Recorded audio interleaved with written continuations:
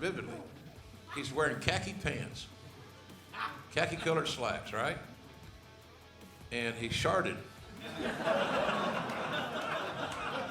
And there is visible proof he sharted.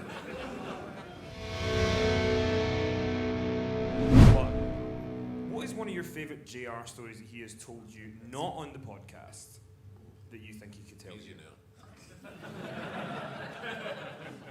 You know, I think conversations with Vince, that are in his new book, I don't think there's been a better look sort of behind the curtain at Vince McMahon than that book. And I read it on the flight over here, cover to cover, and there's some Vince stuff in there that I don't think anybody has ever heard before. And, I'm sure Jim's probably got a couple of Vince stories he could pull out of thin air, but the book is a must-have because it shows sort of the good, the bad, and the ugly that exists in all of us in Vince McMahon.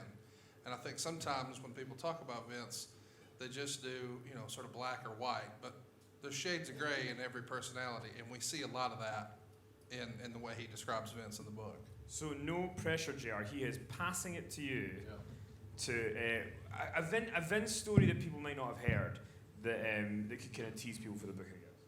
Well, we have a business made up of a lot of crazy characters, including him. And I think his happiest days was when he discovered he could be Mr. McMahon and not the TV announcer Vince McMahon. He got out of the announcer role. I think he was getting tired of it anyway, which worked out perfectly for me because I stepped in. I wish he'd got tired of it earlier. So he becomes Mr. McMahon, and they have you've heard all the term the gorilla position. All the gorilla position is a make-ready place. You've seen some pictures here, there, and on those monitors, and Vince sits there and on the headset and talk to anybody in the building that's on the headset, the cameraman, the director, the producer, and of course the announcers. And so he's being Mr. McMahon that night and not doing a lot of producing, which is great for Lawler and I. Of course, he never did bitch at Lawler. Lawler never got his ass chewed out. I got it.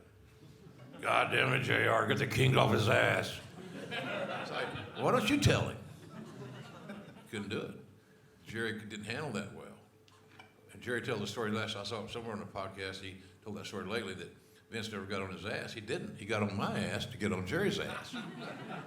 Now, what am I going to do?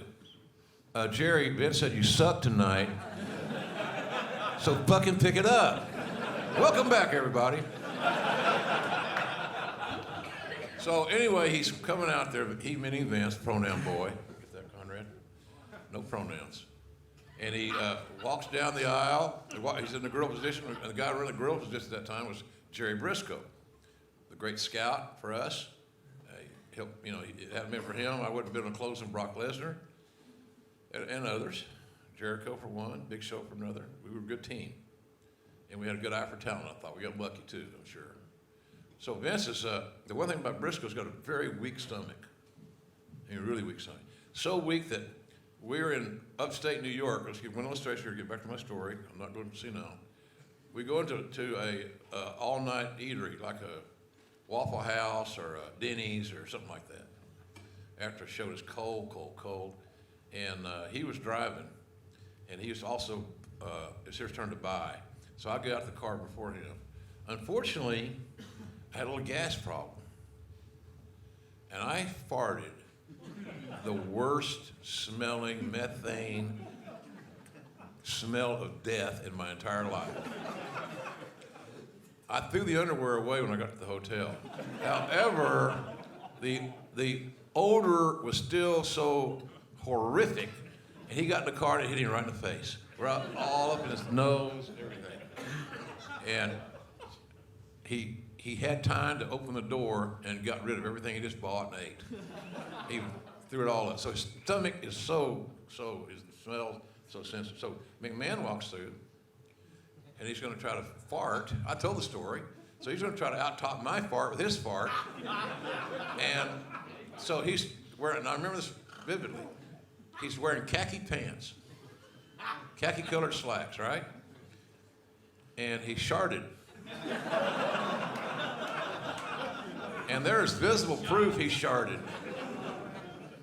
So somebody told the truck, and the truck had a camera on him, but it was an ISO camera, not a record camera, not recording that. It was recorded, but not a line feed. But he comes down, he's got a racing stripe right on his ass. Kind of brown, kind of matched the khaki pants, kind of blended. 2 earth tones, I guess. But Briscoe then, of course, he's ran from the gorilla position to go vomit. And Vince is walking down like he did the Conor McGregor thing's McMahon's deal, right? He's walking down doing this. He knew he shit himself.